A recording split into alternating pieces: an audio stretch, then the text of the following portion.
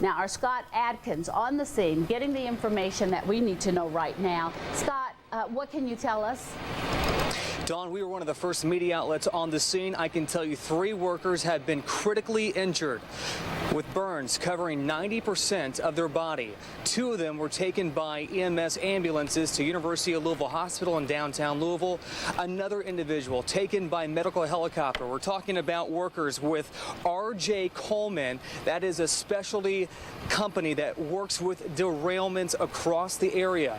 We're told that 3 workers were on the ground, possibly using some type of device that could have ignited nearby chemicals. We do know that hydrogen fluoride as well as butadiene is down there, as well as other chemicals, highly flammable. We're not sure which chemical was ignited at the time. To give you just a lay of the land here, we are on Dixie Highway right now. You can see emergency crews huddling over here on Dixie Highway near Stites Station Road. They are right now configuring their details as there have been a lot of restrictions in the area. Let me tell you about that. Not only Dixie Highway shut down at this point, but the Ohio River traffic has been shut down. There is restricted airspace as firefighters and emergency crews worry about these chemicals spreading, and they worry about the fire spreading. Right now, the fire is not under control, I'm told, and it is slowly spreading in a field. They're using water and foam to extinguish the flames.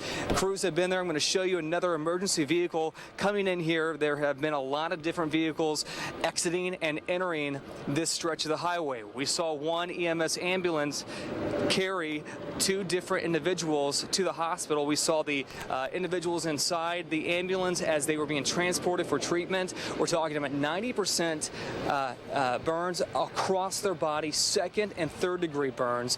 The shelter in place that was supposed to happen, that's the reason we're here right now, will not happen. You see, crews wanted to stabilize one of the cars that's just south of Dixie Highway here, and they wanted to make sure that they were able to clean up this derailment. As they were preparing for that, we're told workers with the R.J. Coleman company accidentally ignited some fumes in the area, and therefore burns have now covered their body. 3 workers, 2 were transported by ground, 1 by medical helicopter. We keep saying 3 workers.